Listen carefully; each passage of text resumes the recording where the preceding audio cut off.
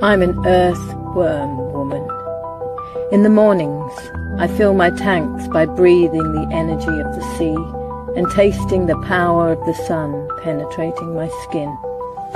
There's an air of no care, which comes with age, and I hold my head up proudly, liking who I've become.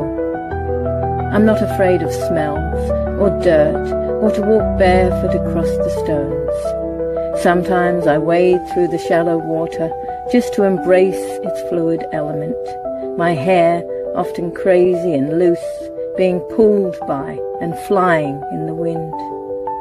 I can be glamorous if I want to, although makeup was never my thing. And I've learnt that life is for living, not fearing, and so I absorb it like a sponge.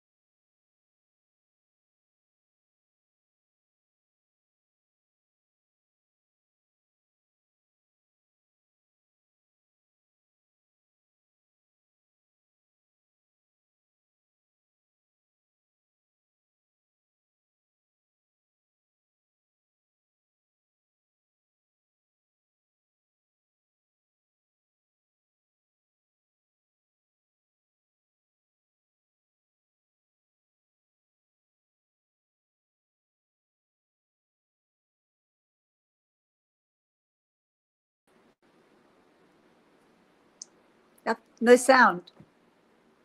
No sound from you. Can you hear me? Can you hear me? I can't hear you at all. Now I can. Yeah. Okay. I'm going to say the whole. Now I can hear you. Say the whole thing again. I was completely muted. So I made a joke and everything. It was a complete waste. Oh, I missed it.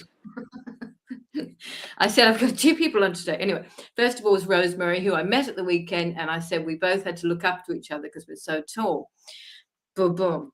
That was funny. Anyway, so I met her because she came down to Melbourne. Well, she can talk about that. But and then I've got Gerard, who's coming in halfway through. He is the CEO of Orgone Effects, which is all kinds of things that you can wear to block, hopefully block the EMFs, like things like I put this on my phone.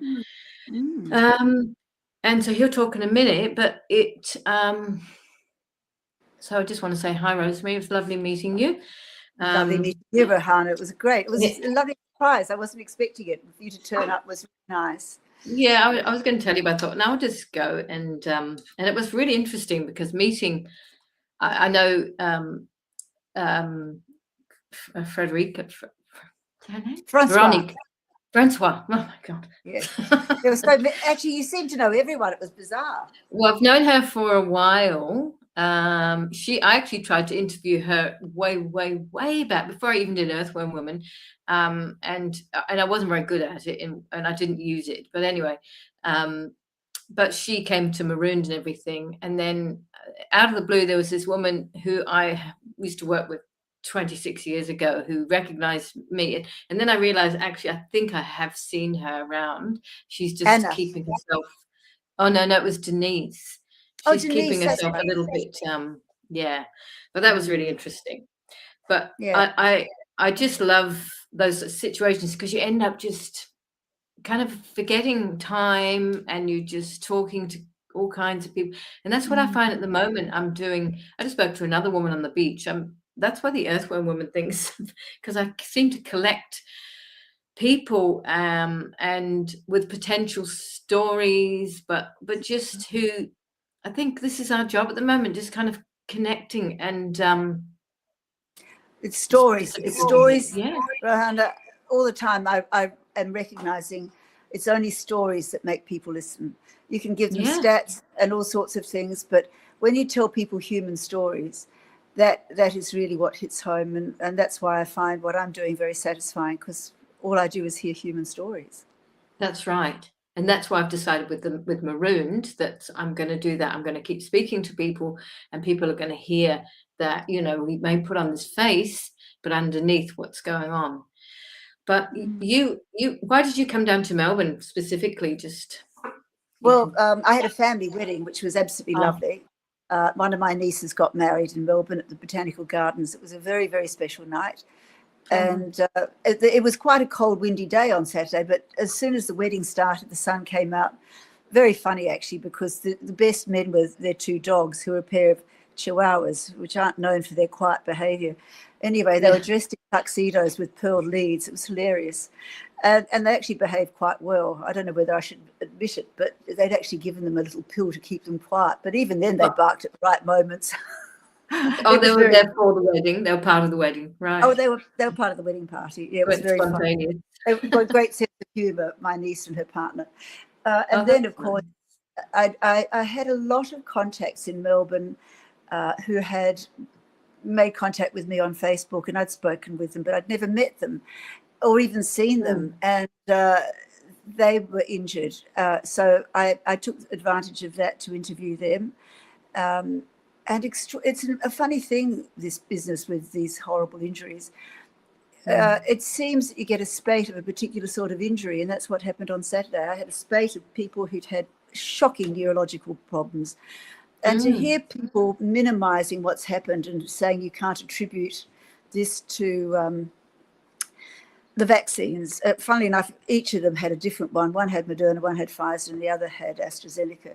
But all of them had the same sort of injuries. And the injuries were life-changing, shocking, debilitating, and beyond distressing. But on top of all that, and this is what makes me so angry with people who refuse to believe them, and they diminish it and say that, you know, Forest of the Fallen isn't true and it's all just lies. I mean, for a start, why would I do that? I would have other things I could do rather than laminating and sitting on beaches. But for some reason, people think I do this for attention. I don't know whether they've observed I've never appeared in any of the videos, but apparently this is my attention. Who knows how they think? But the saddest part is that not only do they feel unheard by the public, each of these women had had an experience with a neurologist where they were diminished and disregarded and frankly humiliated. You know, one of them said, "Oh, you've got restless legs." The neurologist said to Juliet, "Oh, your legs, you've got restless legs. Here, have this piece of paper, pay the bill and go away." And she said, "But it's not my legs, it's my feet. I have shooting pains up my calves, and I have my hands and my face, everything's burning. No, restless legs, don't be so impertinent as to question me." That was basically the message. And both the other girls had had similar experiences. It's been the most shocking time. Yeah, and I mean, if we talk about those, we mentioned that word, it might get whatever on here, but you are constantly meeting people, because you do it pretty much every week, or Every even week. more than that, don't you? Well, as and when the occasion arises, I'm happy to. You know, people have asked me if I would do sort of pop-up ones at different times, and I've always said yes, because actually you don't need to make it a huge statement. Often we don't put up all the flags. We might only put up 50 or 100 or 200. We have 700, sadly. But you can do a very small display, and in certain circumstances, it can have the same effect. We're also a bit mindful of not taking up a lot of space, especially on a beautiful day in a park or on the beach. You know, we don't want to become a public nuisance by taking up a huge amount of space and depriving the public of that opportunity. So if we can get the message out, you know, often we just put a single row of the signs along a boardwalk or somewhere and sit on the wall, and people can come and go as they choose. But, you know, pretty much every week we get between 6 and 10 people. We don't advertise where we're going. but we will get between 6 and 10 people who will come and have a look, and often will tell us. I mean, we get hundreds looking. Sorry, we have hundreds looking, but we'll get between 6 and 10 saying that they've had an experience or a loved one, or we never don't hear a multiple number of people who've been injured. Well, that's the important thing. Or it's not, because we need to. So I should have asked Amber. Have you ever met Amber? Oh yes. Well, I haven't met her, but I've spoken with her. Yeah, she's great. Lovely well, she's her reason. Pardon? She's had that terrible loss of her own, so she. Yeah. I mean, she can speak with great effect. No, but she doesn't. She never talks about herself. I've watched her, and when she does it, she never goes, but I got my husband, time from it. She doesn't. She's completely selfless in that way. But she's got some incredible strength. But what made you start to go this way completely? I mean, you told me about part of your family. Someone in your family. Was that the reason? Yes. Have you? Well, I started doubting vaccination 10 years ago when I got, well, it wasn't quite, it was 10 years ago. I got pericarditis from a flu jab and thought that had been a very bad idea. You did? Yes. Yeah.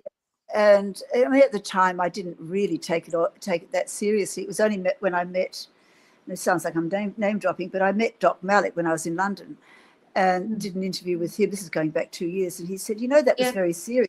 And I said, oh, well, no, I didn't. He said, oh, your heart will be permanently damaged from it. I mean, frankly, I haven't noticed it. So it might have been just a minor case of it. In any case, look, I'm 71 and I don't much care. I think, when I'm going, I'm going. But it just made me think, these aren't right. And then we had a terrible situation with a little family member, a baby. And then I started really looking into it. Then I worked on Philip Altman's campaign, which was in 2022, I think it was, when he was going for the seat of Manly, the state election, was it? I think it was 22. And then I was lucky enough to be part of a group of Freedom in the Park in Northbridge.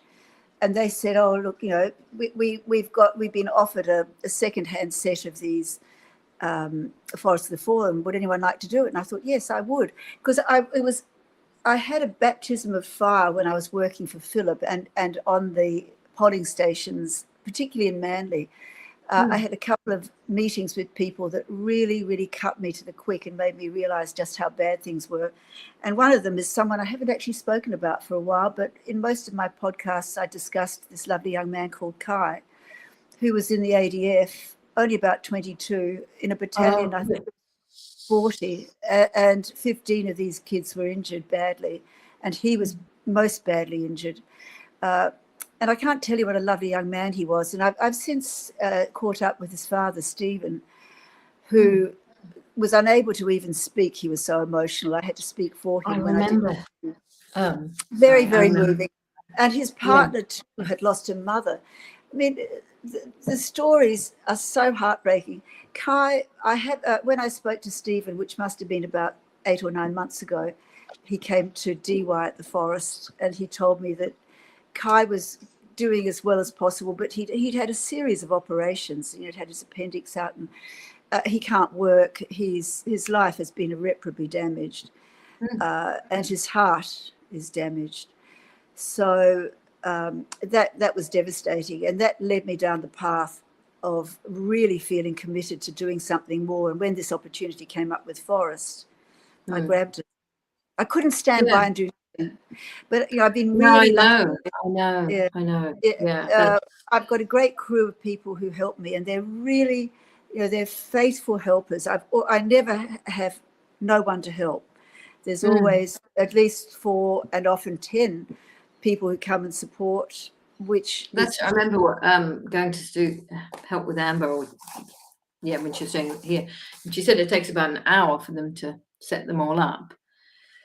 You probably get more rain in Sydney, so your grass is easy. And also when it is terribly difficult, we'll put it in the sand. So we have that option. We don't have any trouble with the council anymore. We never have a problem. They're quite well. I don't know whether they're oblivious, but they just don't seem to take any notice anymore. Yeah, maybe it's because more and more people are actually seeing things around them. I mean, surely, the whole medical system must be overloaded with the amount of problems. Everybody's You would be amazed at how many medical people come and give us a hard time and say that what we're doing is not right, that there's no evidence of what we're saying. You would believe it. You would not believe it. And I did touch on that story. I told you that incredibly bizarre event that happened in a few months ago. Remember about the cyclone? You were quite interested in me. That's right. Yes. Yeah. Tell me about that. Tell us about that. Well, it has not been, it has not gone without notice, in my mind anyway, that this whole event has been a battle between good and evil. Big Pharma has made billions. Our government has mandated injections that haven't been properly checked. There's clearly a lot of corruption. Our TGA is 96% funded by Big Pharma. The medical profession has much to answer for, because if all the doctors had just said, look, we cannot do this because we're not getting informed consent when we jab someone with an untested injection, none of this would have happened. So as time has gone by, more and more events have led me to believe that there is really quite a satanic side to this. And we were down at DY. This must have been I think it was about 6 months ago. We had an amazing crew of people. Dear Dr. Paul is a great supporter, Dr. Paul Oosterhuis. Yep. And he's very handy to have on board because he gives us such credibility.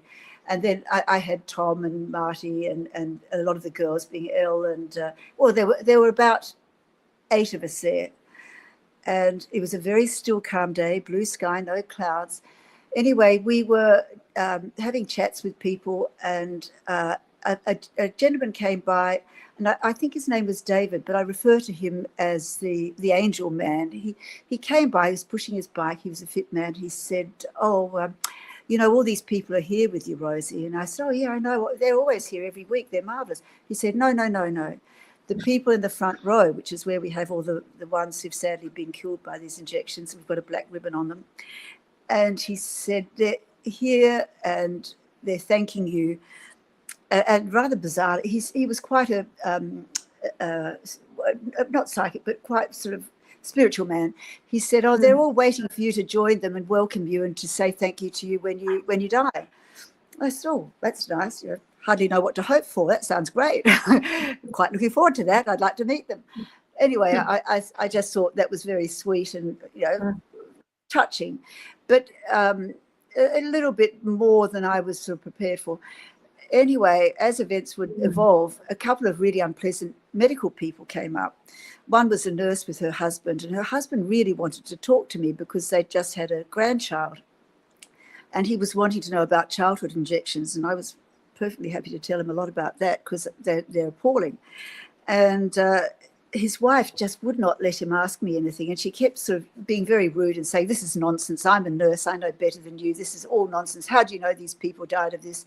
You're frightening people. Anyway, they went off and had a severe marital argument by the look of how they were behaving after. I just thought, oh, well, sometimes there's nothing you can do. But I felt a bit, did say to the husband, you need to read a book called Dissolving Illusions by Suzanne Humphreys, and then you can make up your own mind what you think, rather than being ear-bashed by that harridan wife of yours. And off they went. And then it was only minutes afterwards, again, I repeat, on a perfectly still day, that this rather short, slight, pedantic, fussy little doctor came up to me, and he told me, I don't know why you do this. I've had 5 of these, and I give them to my parents every 6 months. None of us have had COVID.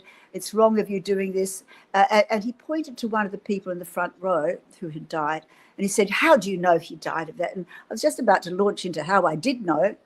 And out of nowhere came, I'm not exaggerating, a cyclone. My husband was a sea captain, and he can gauge the wind at any mile an hour. And he said afterwards, that was a 90-mile-an-hour wind. Anyway, the tent that we had positioned behind the forest was picked up, and Paul Oosterhuis, who is no shrinking violet, he's a great big strong man, he wrestled to try and hold it before it flew across the park and landed on the ping pong table. I mean, I was terrified someone was going to be hurt. And it's got a metal frame, so I thought, it all happened within seconds. I had my much loved Australian Vaccine Risk Network peaked hat on, and that was ripped off my head straight away. And my first thought was, I'll never see that again. It'll be in Tahiti by the time we sort of collect our wits. And the entire front row of everyone who had died was ripped out of the bamboo stake and went straight up in the air in a single column, whirled around over our heads. We just were all aghast. We could not believe our eyes. And it went out to sea, except for one that got caught in one of the Norfolk pines. But all of them went out together in this, basically a whirly going up in the sky and out to sea. And the people around us did not so much lose a paper napkin. It was just us and that front row. The injured were all left in their bamboo sticks. It was only the ones. And every single one of the front row? Everyone in the front row went. And the whole thing took 20 seconds. We were so shaken because it actually felt very malicious. It felt like someone was really furious. And then I looked down at my feet. It almost makes me cry. And there was my hat. My hat was at my feet. And that to me gave me the message that this wasn't for you. It was this little twerp standing next to me, holding onto his hat like this. Yeah. And he kind of staggered off in shock. We were all in so much shock afterwards. And everyone around us just watched this in absolute horror and astonishment because none of them were affected. No one was hurt. Absolutely. And there was no damage. And to me, that I could not have had a clearer indication that that doctor was being shown a lesson and I was being shown, something from those people. The fact that my hat was at my feet, and it was actually such a special thing to me, that hat, because I've used that on 2 tours on the Vax bus, and I would have been really upset for it to have gone. I still can't get over it. All of us talk about it all the time, even now. None of us could believe what happened. It was honestly a life-changing event for all of us. I imagine. And did you get them back? Did you manage to get them back? No, but I thankfully, I've got a lovely printer here in Mona Vale, and he overprinted them, and so I was able to reprint the ones who died. I knew who they were then. I knew exactly who were gone. Those people have gone out to sea or whatever then? Or they went out together, out together, and we watched them go all the way out to sea. It looked like a flock of birds as they went right out of sight, out to sea together, except for the poor one stuck in the Norfolk pine. It was extraordinary. You get shown things, and you've done incredible things. Like every time I put my Facebook on, you're doing something else, and you're not scared. You're fearless, which is what you need. Yeah, well, I'm always surprised. I mean, it's not that I'm particularly fearless, but it feels like I actually haven't got a choice. Yeah. And every now I think, I can't see what needs to be done next. I don't know where I'm going with this, other than forest at Bilgola Beach next Saturday, or 1 week at a time. I'm not sure where I'm going with this. And then someone rings me and says, like when we went outside the ABC, gee, I was thrilled to see another bunch of people went outside the ABC the other day. But we were outside there last year. We were complaining about the ABC promoting something that was killing the population. Funny that. But we did that, I suppose I lose track of time. I suppose about 8 or 9 months ago, we did a forest outside the ABC. And they do them here as well. Yeah. We rang the ABC, and the journalists said, well, we're frightened of all. I mean, there was no one under 60 outside, and these journalists were all hiding inside, pretending they were too scared to come out because we were so frightening. So, you said to me, asked me, do you think we're winning or something like that when I saw you on Saturday? Or do you think we're getting anywhere? And I think the thing is, we don't have to, just an answer to that. I don't think there's anywhere we have to get to except inside our own integrity and our own sense of who we are, and that's what is going to keep us strong, keep us going, I think. And that's what you're talking about there, and that's what we all have to do, I think. I don't think we're in a war, you know, we've got our weapons and all of that kind of war. It's a war over our own selves against whatever forces. Evil. Well, Yeah. my trouble is I'm older than you, and I'm actually in a bit of a hurry. I get that. When I was in Melbourne, I had some time with some friends, and one of them has had cancer, and the other has a grandchild whose family, the mother of the baby, is in the medical profession and believes the narrative and got all the injections during the pregnancy, and the baby was premature. The baby got Hep B straight away at birth. Then the baby got what they call meningitis, but basically inflammation of the brain. And that's what happens when a small 6 or 5 or premature baby gets an injection of aluminium. It goes through to the brain and it inflames it. And anyway, so the baby was put on antibiotics because they thought it was meningitis. And then the little one got myocarditis, and this child's newborn. So that's why I'm in a little bit of a hurry. It's stories like that. And then I spoke with a funeral director a week or two ago, and they had to deal with the death of a baby born at 25 weeks gestation because the placenta was calcified and the child wasn't thriving, and so the baby was born. And then, of course, they gave that baby the Hep B injection, and the child died. And then Yes, so that's why I feel like I'm in a hurry too. I wake up and I just go. Even when I see people on the beach, they want to stop and talk. I'm like, well, you know what? I have to keep going because I've got to get back. But we do have a lot to do. We have a lot of work to do. We'll start. But do you want to talk about what you were saying there with the Hep B stuff? Yes, I'm hoping to organise. We're wanting to do a series of little interviews with people who've got clout, like Wendy Daniel and Dr. Robin Cosgrove, and of course Dr. Philip Altman and people. I haven't made contact with them all yet, but the idea is, you see, the Hep B is very low-hanging fruit. Why on earth you would inject a baby, let alone a premature one, with something that's actually been designed for sex workers and drug addicts? It just makes such a nonsense of the whole pharmaceutical industry. And then to give that child 3 of those injections and expect that to go well. One thing I was recently told, you know, sometimes you do get hit with a remarkable statistic that just makes you reel in shock. Every time you inject a baby of 5, 6, 7 pounds with anything, it's the equivalent of giving a grown adult 40 injections at once. Just think of that. That is proportionately what you're doing to a tiny little body. And thinking of that and thinking of how commonplace it is, the idea is for us to try and get new mothers or pregnant women preferably, and the midwives to get on board, because midwives are by very definition caring people. They're not people who go into midwifery out of anything other than wanting to help. And they appear to seriously believe that they're doing the right thing and they're saving babies. But when one looks into the actual reality, it's causing babies massive problems. At the moment, we have 1 in 15 6-year-olds on the spectrum, because children up to the age of 4 get between 43 and 47 injections before they're 4 years old, which is a massive amount of aluminium. So it's unsurprising that we're seeing so many behavioural problems.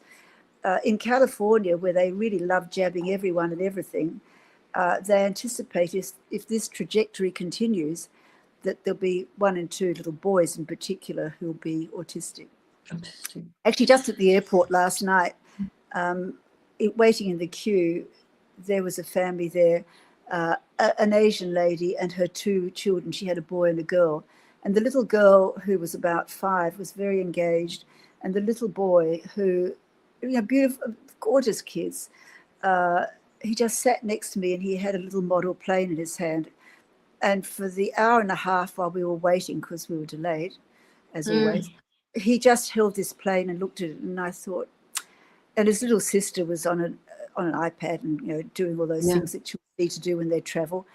It really is shocking and frightening to see how many little boys are being affected. What people don't realise is these children are a lifetime issue. The parents can never abandon them. Not that they want to. They're usually very committed. But, you know, that means that one member of the family can't work, can't do anything. What's going to happen to society when all the parents are handicapped themselves by having to look after children? Are we going to have any workforce? Are there going to be any people able? I mean, is this their plan to diminish the workforce by damaging our children so they can introduce AI? I mean, one has to look at a sinister idea behind this. And I have to say, these are conclusions I've drawn. On the Vax bus, I met a woman. She was called Beverly. I'm just going to bring Gerard in here so he can be involved as well. I'm sorry. Look, no. He just arrived. Wind me up and watch me go. I'm a nightmare. Once I get going, he just arrived. Hi, Gerard. Just so we can get started this conversation. But just keep going, Rosemary. Because well, I'll just finish with this because this is a very sobering thought. Hello, Gerard. I'm not an anti-vaxxer. I'm actually a vaccine abolitionist, just to warn you. I don't want any more of these things. But this lady I met, amongst many, her story particularly touched me. She had a beautiful baby of 6 months, and she took the child off to be vaccinated. And she brought home a child. She said, you know, she was lively and reacting to her siblings and just an adorable baby. She came back and she said all she could do was sort of flop. She went very, very floppy, and that's something that people have described. And she said, I've spent the last 47 years changing her nappy. Can you imagine? 47 years. So well, we've got to stop. I was just going to say that. Yeah, because so the whole reason why they're most in that position, really, if you think about it, is because they've been feared into, you know, we've got to work, so you got to go to daycare, so you got to get this to go there, or we just do it because that's what you do when you go to school. You just do it. You don't really think about it. So few people. I mean, my kids in their early 20s, when they were at school, there was like 3 of us, 2 maybe even, and we just kind of whispered over here, because if people found out, because they just do it without. Well, I shouldn't say without thinking, but it's the fear. I think it's the fear that they're put in. They've been fed. They play on the things that we love the most, our family and our kids, and that's what is so cool about this. We do everything we can for our children because we love them so much, and to play on that is the ultimate cruelty, the ultimate deception, and to realise that it's all about money is absolutely so despicable. So despicable and so upsetting. But, you know, these midwives, if we get the midwives and young mothers on side and talking about it, and I have to say we're getting there with the young mothers. I try to see one young mother every day. If I see a young mother with a baby, I'll go up to her and admire the baby and chat about the child and tell her what happened in our family. And usually they're so horrified at that they're open to talking. And I just say, I don't want it to happen to your little Freddie or your little Sarah or whoever. Yeah, exactly. And we look at this baby.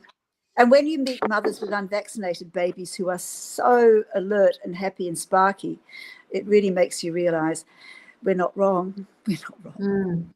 Well, anyway, you're specifically going to start targeting Hep B, because I agree with you. It's absolutely insane. And no one, do they actually think about that when they're... No, they don't. This person just said here, I wasn't even asked when they injected my babies when they were born. So that's the first one they give. And like you said, it's sexually transmitted or drugs, druggies, whatever. I remember watching our kids like a hawk in case when they're born, in case they did anything, you know. Because wish I'd done that. Yeah, I wasn't awake, but my kids were born in 82 and 84, and that was before they started this massive campaign on. Yeah, they might not have done it immediately. But I would love to keep talking to you, Rosemary. But you said you had to give me your phone, but that's fine. I'll leave you to it, and thank you so much for having me on. No, we'll talk again, and I would love to catch up where you are with it all. Then, you know, keep going. Lovely. Thank you so much. See you again. Bye bye, Gerald. Bye. So it's all mixed, all of the same theme, but you know, different but similar. How's that? So yeah, we spoke to you. I didn't speak to you. I think Michael must have spoken to you way back with Cafe Locked Out, probably a couple of years ago. Yeah, I remember. We had a great chat. So this is an offshoot of that, Earthworm Woman. We're all about health. And I try not to, I mean, obviously it's going to come up, but I try not to go near too much the vaccines because it's more about prevention and mental health and all kinds of things. And that's why what I'm doing with my film, which is around suicide prevention, comes into it. And I live in Melbourne, you live in Victoria. Yeah, we're bombarded with, it feels like we're bombarded. Well, I think every city's bombarded with, all kinds of energy stuff. Oh, that's what I was going to talk to her about. Anyway, she'll have to come back because she mentioned something to me. And if you can hear me, Rosemary, you can come back in again if you want. She was talking about the poles. And I said, I was trying to, But the street lights.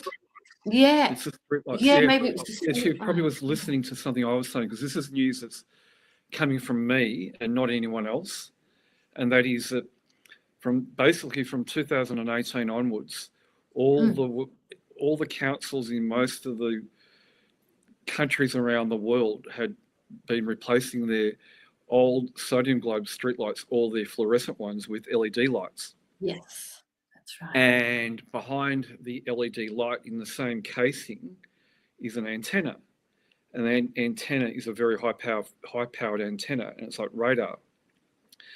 And back in 2018, when they first started talking about 5G, we thought that those antennas in the streetlights was for 5G. So we went to Canberra, to a couple of suburbs in Canberra, to do our investigation and testing with our products from this particular type of radiation that was coming from these antennas. And radiation is a dangerous form of radiation because it generates what's called a geoelectric ground current, and that's basically earth radiation, which causes geopathic stress in the body.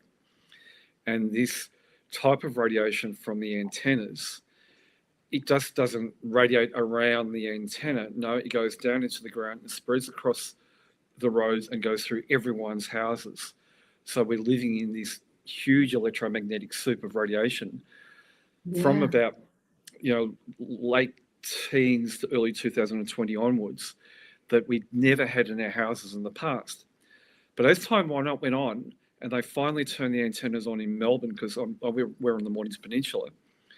But I realised this beforehand anyway, that the antennas had nothing to do with 5G. Because if you drove down the road and if you watch your phone, it'll say 4 or 5G, how many bars at the top.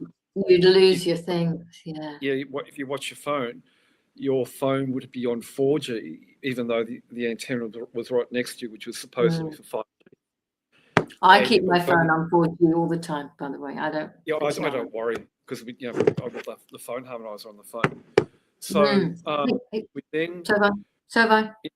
Yep, perfect. So we then realised that it wasn't for 5G, and I was saying they're just radiating streetlights. And I was saying to people, and I was saying to councils, saying everywhere, if anyone has any further information about what they're for, let me know. Now, just go back to the fact that they were turned on before COVID. Yeah. COVID comes along, they want to vax everyone. And there's one common ingredient in all those vaccines, which is the graphene oxide. And to me, that is what's causing the radiation charge in the body of all the vaccinated people. And it's radiation all the way around them. And so in the beginning, when you had someone that was COVID vaxxed and they met up with someone who wasn't COVID vaxxed, when the person who wasn't COVID vaxxed got within 1.5 metres of the COVID vaxxed person, but facetiously speaking, because they're all about 1.5 metres separation. Yeah. The radiation in the biofield of the COVID vaxxed person then poisoned the biofield of the non-COVID vaxxed person. And when that non-COVID vaxxed person walked away, their biofield energy didn't change. It stayed really, really dirty until they come across our products because we are the only manufacturer in the world that works by harmonizing through pre-programmed counter frequencies which produce a negative charge, because you only neutralize radiation which is positively charged with a balancing frequency which is negatively charged, which is healthy. And we neutralize the COVID effects people. We actually, if you have a mind, body, spirit expo where there's a couple of thousand people in the building, we hold the space for the people in the building because we have our products which neutralize all the COVID vax shedding for the whole building. But the graphene oxide in the body of the COVID vax people was very, very interesting. And the shedding was radiation shedding. It wasn't spike protein or graphene oxide going from person to person. So then in October last year, while I was in Sydney on the Friday afternoon of doing my Mind, Body, Spirit Expo up there, that night on a TV show called A World According to Rowan Dean, which is a Sky Foxtel program, Rowan Dean had on a Indian tech guy. His name was Anand. And he was talking about all the technology that the World Economic Forum was implementing to be able to track us so they can carbon tax us for our movements in the future. And he showed a diagram of a car driving down the road, streetlights along the road, and the streetlights beaming into the car because the streetlights were tracking the cars and tracking our mobile phones wherever we go. When I say cars, they're modern cars because the older cars don't have the technology in them. And that was so... older car, just out of interest. What year? I don't know. I don't know myself. I drive a 2023 model car. Mine's so old. Mine's 2003. You're probably safe there. So when I heard about that program, when I got back to Melbourne, we streamed it, we watched it, then we jumped online. This guy's got YouTube videos. I thought that was really interesting. So he's legit. And he mentioned the streetlights, and he said that they were surveillance LED lights, but it was a little bit misleading didn't mean to mislead anyone, but it was a little bit misleading because there's a lot of negative talk about LED lights, and it's not the LED light in the street light, it's the antenna behind it. That's the thing that's causing all the dramas. So after hearing that, well, what about the people who are COVID vaxxed? Does that come into play here? So we went out around the corner from where we live, because we live in a court which runs into the beach at Frankston. Our court, our geoclins and our domes at home cover all the houses in the court. So around the corner, quiet street, but this street called Gould Street in Frankston is like the local running track. You get people running up and down this street all day long. I don't know why this street, they don't run anywhere else. It's really bizarre. Anyway, they can feel the good energy around you. Yeah, we wandered out to the street away from the effect of the harmonizers, and we started reading the energy of the people and seeing whether we could detect any radiation beams coming down from the streetlights. And there was. And we kept on doing this testing for about a month afterwards. I'd be doing it driving in the car because I could read the people in the car in front of me. I could tell there'd be a beam going into their phone and a beam going into their chest area because they were COVID vaxxed.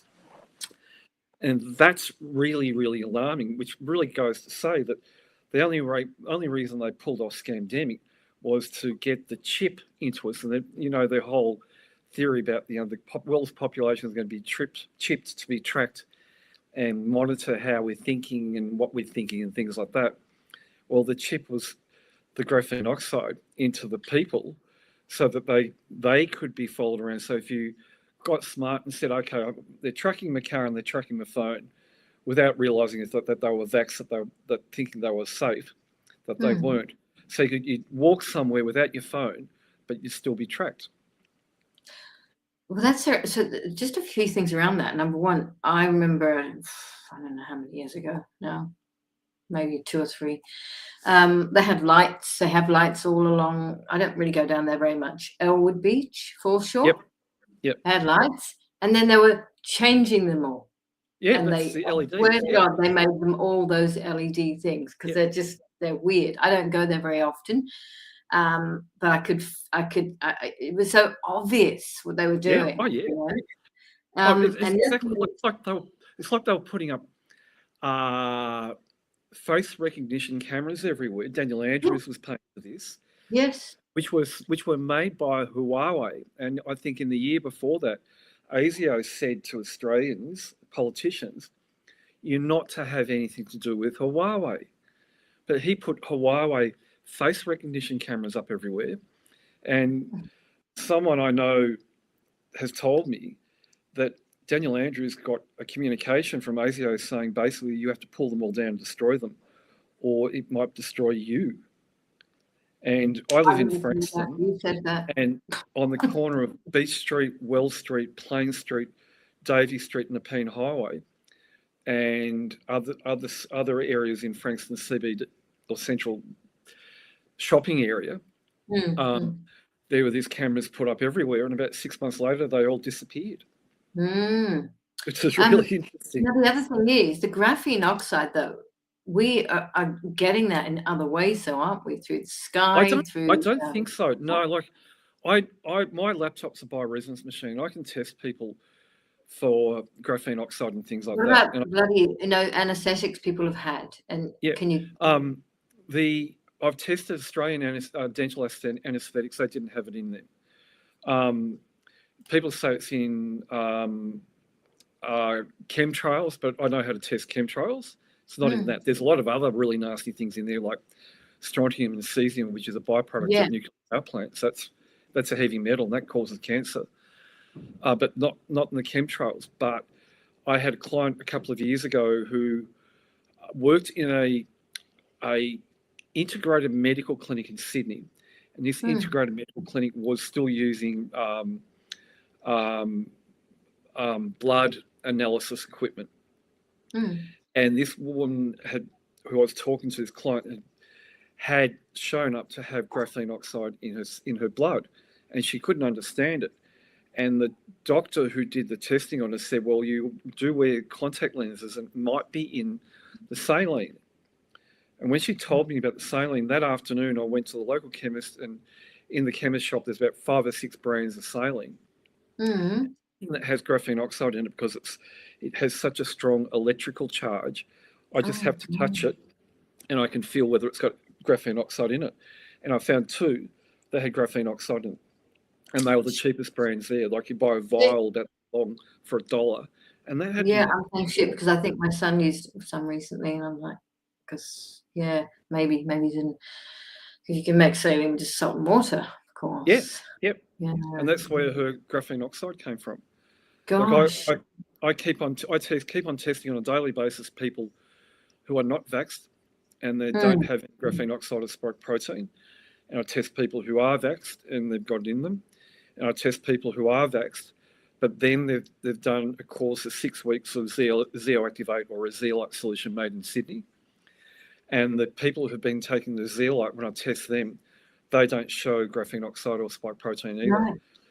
Also, I thought there was a question around that zeolite, actually, though. I thought black seed oil, does that sort of work the same? No, nothing. I've seen people go and spend $1,000 on a protocol from naturopaths that didn't include the zeolite, and they've taken the protocol and they think they're fine, and I test them, they've still got the graphene oxide in them. When I test them when they've been taking the zeolite, it's completely gone. Also, part of the testing which we did regarding these street lights is, and we did extensive testing, and every day now, if I'm driving to work or home or going somewhere, I get into this habit of reading the energy of the car and of the people in front of me, and it's happening everywhere. Wow. We tested people who'd taken the zeolite after they'd been vaxxed, and they were not being beamed by the street lights. So that was a really, really positive thing to see. There was not a single person we tested that did not get the vax that was getting beamed into the chest from the antennas and the street lights. I've even noticed in the past the lights on the car have got a bizarre look as well sometimes. Yeah, because they're LED lights. Yeah. They're LED lights. But it's an interesting thing, LEDs, because further to what I would say about LEDs in general is that we've found another problem with modern cheap LED lights which are being sold on the market as biohack lights, as mood lights. And high-powered LEDs, which have only come around in the last 2 or 3 years, and they have a huge radiation problem. Like one tiny little yellow globe, which I tested in a house about, I would have been September last year. One globe generated a ground current throughout the house, which is similar in the type of radiation which is coming from the antennas in the streetlights. And so all the red light therapy technology, they're all LED. In the old days, it wasn't LED.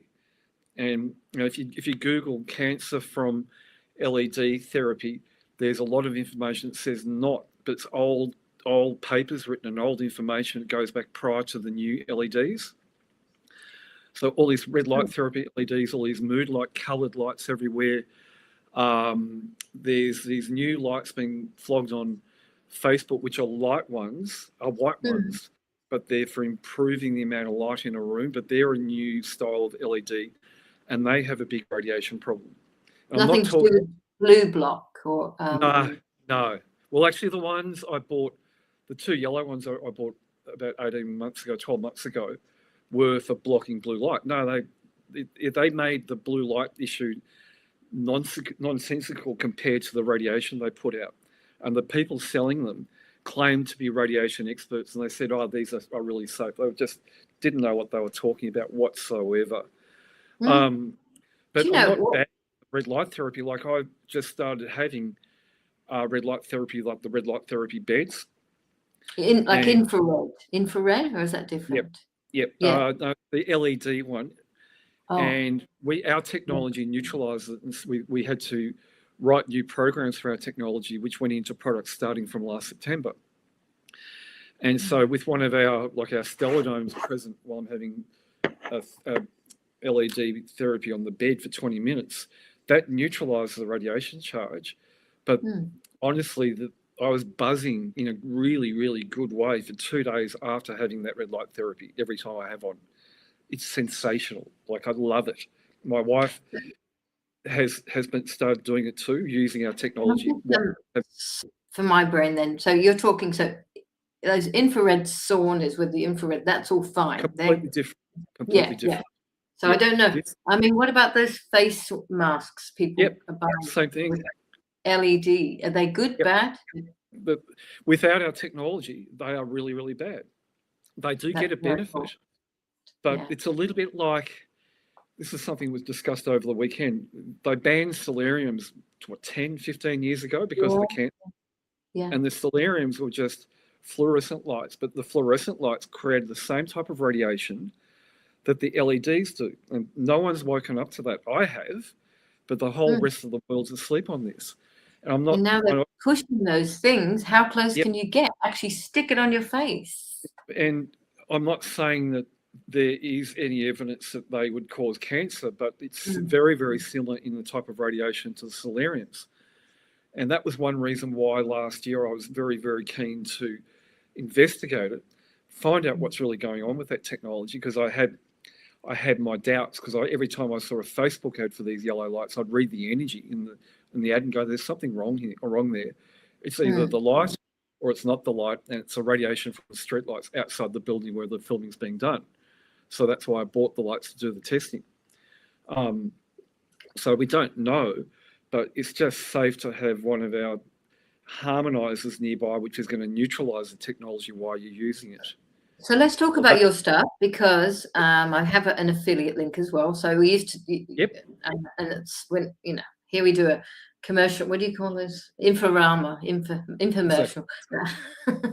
No, but I have got some of your products. I use your plug-in thing on, and the thing on my phone. But tell us why they're so important. Obviously, we'll say whatever you want about it. Okay. Well, it's to neutralize the charge in the air from ionizing radiation. And it's interesting with the LEDs, they say they're not ionizing, but what I'm reading on the internet is written about the old style LED technology, red light technology. They're not being specific about LEDs, because when you check the date of the pages when they're written before the red light technology came along, as in made popular by the LED ones. Like prior to that, if you went to a chiro or naturopath or a osteo, you'd see in the corner of a room a red light on a frame for heat treating different parts of the body, for muscles and things like that. And those old red lights were not LEDs. I think they were incandescent, or might have been a halogen. I don't know, but they didn't have the energy problem. It's not the light, it's energy in the biophoton. The frequency of the light is producing a positive charge in the air, and that's ionizing radiation. And that's even like an LED light in your light bulb? No, the LED lights, like I've got LEDs here, which are white LEDs, and they're probably, these ones here are probably about 10 years old. Yeah. If you measure them with a radio frequency meter, you'll get a reading, but radio frequency isn't ionizing radiation. You can get a charge coming out of some of the old white ones, but 1 in 8 would have a charge, but the charge wouldn't fill the whole room like these new modern ones. The charge would only be localized around the light. So if your head's here and that's 10 foot above you, that's not affecting you. Right. And remember how they used to come house to house, actually, we'll come and change your light bulbs for you. We'll come. Yeah. Back in the old days, back around 2008, I think it was, they were giving out fluoros, and the fluoros are like what they had in the solariums, and those fluoros. That's right. Where when you turned a fluoro light on in a room, it filled that room with radiation. The fluoros weren't as bad as we've been ignorantly being brought to say, hey, it's a free thing, we're giving you this great thing. Yeah. They were actually coming in and going, this is poison you, yeah? Yeah. It's amazing. Like back in 2020, we did surveys on all the vax pushers. Being the state premiers of Australia, the CHOs, God knows where they came from. They only popped up during COVID. Yeah. And they were all pushing the vax. So I could tell the difference between a COVID vax person and one that's not, is that the ones who are not, because everyone's shedded and unless they're using our technology, they've got radiation around them. The ones who are COVID vaxxed are dirty all the way around above their head and around the side of them. So I started doing surveys on, Daniel Andrews, Palaszczuk, all the crooks around Australia, and none of them were COVID vaxxed. And a lot of them had been on television getting the vax on telly to try and con everyone, which I've been told by a friend of mine who used to be in Victoria Police that if that could be proven in court, then they could probably go to jail, but you would know what would happen, go to court. Everything would be doctored to disprove what's really happening. Look what's happening in, was it Denmark? Somewhere recently that they've had Bill Gates up there. Oh, yeah. Getting off, I think. That's actually quite funny, that court case, because I can read, me being an energy reader, I can read the energy in the background because I can tell your energy and the woman who was on before. And I was watching some video of that court case. Right. There's one of them in the background because there's no shedding going on. Their energy is all clear. But that's because in Europe we have a very, very good distributor who does an amazing job. Like there's one of them being used in the House of Commons, which is really, really, really funny. That's probably because of Katie Hopkins, because every time I see her videos, there's us in the background. So it's quite funny.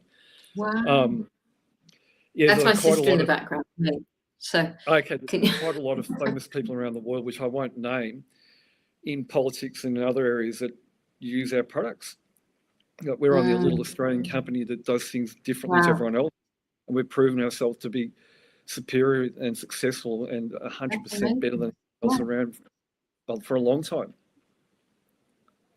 Well, so, I mean, I think more than ever, because we've just proven that they're pushing it in every single place. We have to keep protecting ourselves. And our children, yeah. Like you were talking before with the other woman about COVID vax children.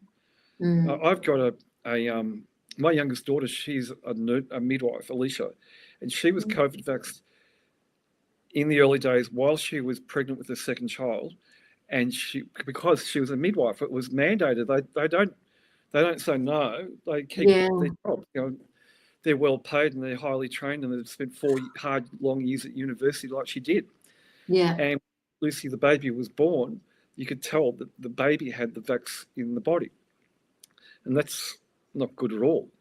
What did you see? Just out of interest, what was the baby? Because I know. Well, you actually can't do anything because when they're in the medical world, they're in a completely different world to our world, and sometimes so you have to be very, very careful. So okay, the harmonizers and things like that, but you don't go down that road because it's just over the top of their head. Some people, yes. Some people, very no. difficult. Yeah, very difficult. So many people have got their kids that way. But you're talking about the childhood vaccine before. Look, there's a type of radiation some people have in their energy field, which is dangerous to them and other people, and that comes from vaccines that date back to the 1960s, and that's from vaccines that have ingredients in them that trigger Epstein-Barr virus in the body. And that puts radiation in the biofield. And I see a lot of children in my consultancy work, children of the people I'm consulting to, who are very unwell, and they've never had a COVID vaccine, but they had their early childhood vaccines, and they've ended up with Epstein-Barr virus at a very, very young age. And those poor kids are not, their biofield energy when they're a child protects them from radiation. It protects them from energy of other people and other sources. But when they have EBV from early childhood vaccines, their biofield isn't negatively charged, it's positively charged. So they are, on top of that, these poor kids are getting vaccine shedding, which is radiation poisoning from other people around them. When a child doesn't get shedded, a child's energy is compromised from being too close to a COVID-vax person. But unlike an adult, when two adults get together, the one that's not COVID-vaxxed, when they walk away, they're poison until they use our products to neutralise it. The children, when they separate and get out of the field of a COVID-vax person, they're not electromagnetically poisoned. Wow. So what would you say if people are going to buy anything? What's the one that you'd say this one first? Well, it's a case of three products. There's either Stellodome or GeoCleanse to do the whole property, the whole house, because they also neutralise the vaccine shedding. And that's really, really, really important, because you might be living in a house with someone who is COVID vaxxed, and if you can neutralise their energy, then they're not going to be harmful to other people around them. And we also neutralise the ground current radiation from the antennas in the streetlights everywhere. And then we have a situation when you go out away from home, you have our Stellar Pendant or any one of our wearable products. And that prevents vaccine shedding, and that prevents being interfered energetically by the ground current from the antennas and the streetlights. And the third product is, as you showed before, and like with me, mobile phone harmonizer. Because when we're out and about, our phones are being beamed into from the antennas because they're tracking our phones. Our phones now have a larger and potentially more dangerous radiation field around them because of this mechanism from the streetlights. So the phone harmonizer neutralizes that charge. So if you're carrying your phone in your pocket, in the old days before the antennas were turned on, it had circuit going through and wasn't good at all, especially for men down in the genital area, and for women anywhere around the breast, or basically anywhere in the body. What am I saying? Now you could be walking down the street and you've got a greater charge of radiation going through your whole body because the phone's being beamed by the streetlights. So just the three basic products: one for the house, one for when you're out and about, and one for when you're out and about for your phone, so your phone's not over radiating and causing a big problem for the body. If anyone wants to, there's our affiliate link. And I think you have to also put the code earthwormwoman in. That's important, If you want to help yourself, and you want to help me, you want to help Orgone Effects, keep going, because, some people wouldn't believe in it. But, I think personally, I do think we have to do everything. Absolutely.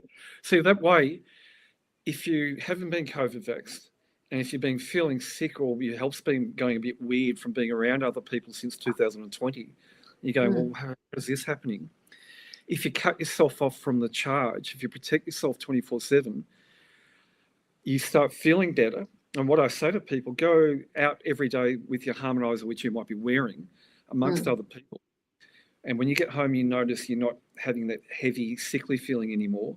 But after 30 days, go out without your pendant on, just to see how bad it really is, because the vaccine shedding is the most dangerous form of radiation on the planet.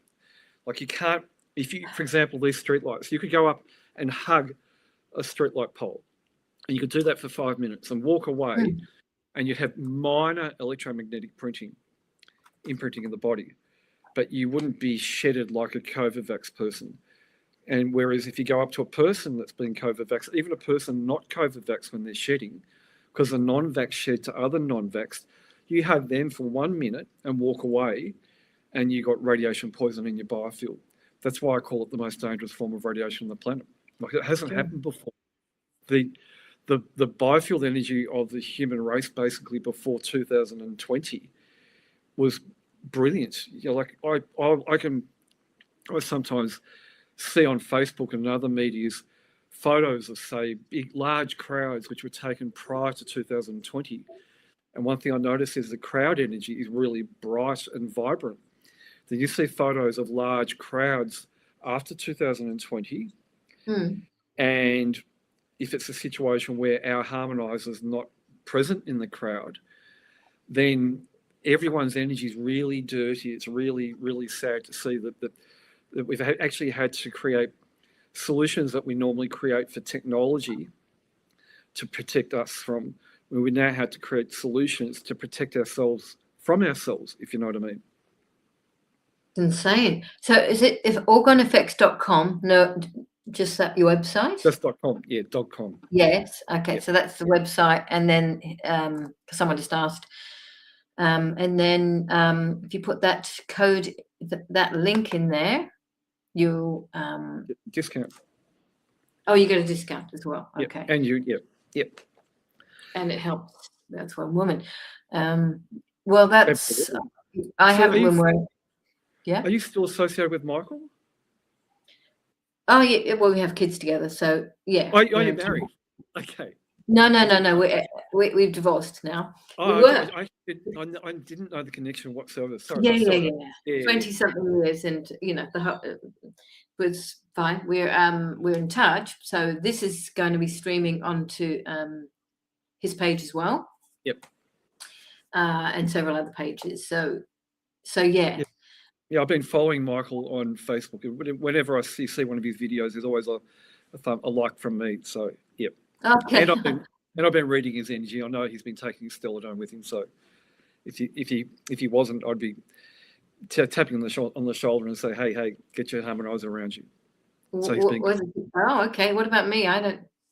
Yep, you're good. I'm good. Yep.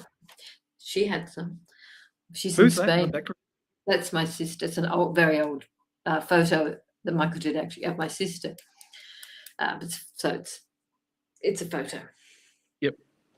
But she lives in Spain, and yeah, she had some. Look, I think someone's saying radiation. I'll let you go actually, because it's really, people go have a look at your website and see what we're talking about here. It's pretty obvious. Sometimes you can actually feel it in the air. I've been like on the beach or something, and I might have my phone near me, and it's just, I look at, you can feel the kind of radiation rays sometimes. Oh, like it's, as I said, what we're living in these days, compared to before 2020, like people used to complain about smart meters and all sorts of things back then, but the smart meter radiation problem wasn't as big as what some people are claiming it to be. In certain sectors of the EMF shielding industry were building up to be worse than what it was, to sell something that only blocked radio frequency, not electromagnetic. Smart meters weren't the problem. The real problem with the smart meters, which was mentioned back in 2008 when they first started, was the surveillance capability of them, as in the power companies could turn your power on or off whenever they liked. But back in 2008, everyone just laughed at that, because if there wasn't this, Agenda 2030 or even Agenda 2021 back then spoken about, it was only amongst people like you and I. And it wasn't spoken about on Facebook or in things like then because you weren't allowed to talk about things like that. Now you are. But the problem with the smart meters is the fact that, like the Queensland government last year, probably this year and the year before, were able to turn people's reverse cycle air conditioners off at night time when it was extremely hot. That's what the smart meters were for. Wow. Like we have, like let's say they went totally crazy, stupid green. Hopefully that will never happen.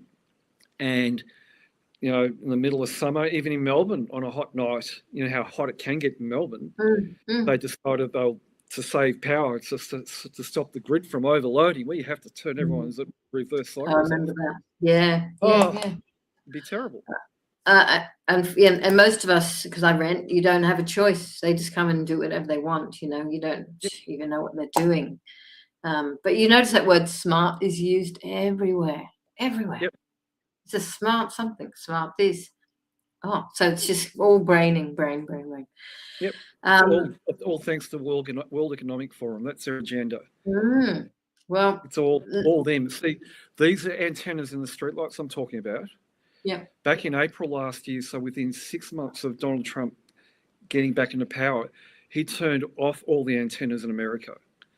And I started to see the antennas slowly being turned on city by city in America from roughly about late 2020, 21, because I do property readings for people all over the world. Oh, yeah. Not just in Australia. Like, we're in all the other countries around the world, we're very popular. And while I'm doing property readings for people in various countries, I can tell whether the streetlights are turned on. And I started to see the Biden regime was allowing them to be installed and turned on. Trump comes along and get rid of them. Yeah. And what I tell the Americans that they're gobsmacked because they don't know these things are going on. It's all over the top of their heads. Well, I think also so many things, people get to a certain point. Okay, I'm doing all these things, but you actually, So I absolutely encourage people to go and have a look at the website and see, buy at least one thing or three things to help yourselves, because we have to be here. We have to be strong to fight this. Fight all the shit they're throwing at us. So even from laptops and things, I've been on here now for an hour and a quarter, and I feel a bit like I got to get off. It's giving the laptop's nothing compared to a COVID vax person. There's nothing compared to what's going on outside. I've Like got to realize as well that might be doing it. Yep. Laptops are minor radiation danger. Things like your Wi-Fi has particular radiation issues, but it's not as bad as some people make out. But since they started playing around with this LED, the antenna technology in the streetlights, and they started vaccinating everyone, everything went into radiation overdrive. It's never been worse than it is now. And that's interesting too, because it's making a lot of people sick. And we've seen it with our inquiry rate. From about 2021, we started to see more and more people in this capital cities around Australia that had their antennas turned on, which was Sydney, Melbourne, Adelaide, Perth, and Canberra. No, Sydney, Brisbane, Adelaide, Perth, and Canberra, not Melbourne. We were the last to have our antennas turned on. Like on the Mornington Peninsula, that was the last area of Melbourne to have antennas turned on in streetlights. And that I remember waking up on Easter Monday, 2023, and realised the antennas were now turned on in the street and in the suburb and everywhere where I was living. In the weeks leading up to that, I was doing surveys, daily surveys on different parts of Melbourne to see which areas are being turned on and which areas had not been. It was really quite surreal because it was a very big thing that was happening, but to a lot of people, it was like, what are you talking about? It's just the street light, shut up. I'm in St Kilda, I reckon we're under huge fire here. Yep, they're everywhere. Absolutely everywhere. Absolutely everywhere. So, yeah. Well, thank you so much. And I'm glad that I got back in touch, because I'm doing this by myself. So it's just because everything's kind of fallen a bit with what we were doing with you before. And I thought it's just really important to get you back on the platforms as well. Yeah, for sure. So thank you. I've got to go meet a woman about maroon now, because I'm making a film. I'm making in case you don't know, I'm making a feature film around one of the plays, which is suicide prevention. Yep. And I just know I have to make it. So I'm filming it, shooting it in halfway through April. So I've got to just get everything together while I can. And it's hopefully make a difference. That's good. Yeah, while they allow us. A lot of work involved. A lot of work involved. I'm pretty much doing it by myself at the moment because I can't pay anyone, and I can't pay myself anyway either. But I'm hoping to raise some money. I emailed Gina Reinhardt. Why not? I did. I think, come on, someone needs to support this. It's not even a big budget. I just need a little bit to film the bloody thing. Yep. And then I'll raise money to do the other parts. But yeah, it has to be done. And I've got lots of people who have supported so far. But I'll keep going. But thank you so much, and all the best to everything you're doing, and all the best to all of us. Yep, great to see you again. Great being around again. And we'll do this again in the future. You don't know what's going to happen in another 2 years' time, really. Absolutely. Well, let's do it before 2 years. Okay, for sure. Thanks so much. And I'm going to end with another affiliate, which is Madalena. Thanks so much. Bye. All the best. Bye. Thanks, everyone, for I am not just a product made to satisfy the pocket, nor do I require the same fame others seek. I desire your heart, the passions that make you a woman, any woman, every woman. My scents are a representation of purpose, courage, confidence, each botanical ingredient a praise of thanksgiving and self-care. The way I feel upon your flesh, a comfort of nourishment, as I feed dehydrated and depleted layers of skin, bursting for a new life of regrowth and youthfulness. If I stir your soul with each application, let it be known that you, too, are an intimate duet woman.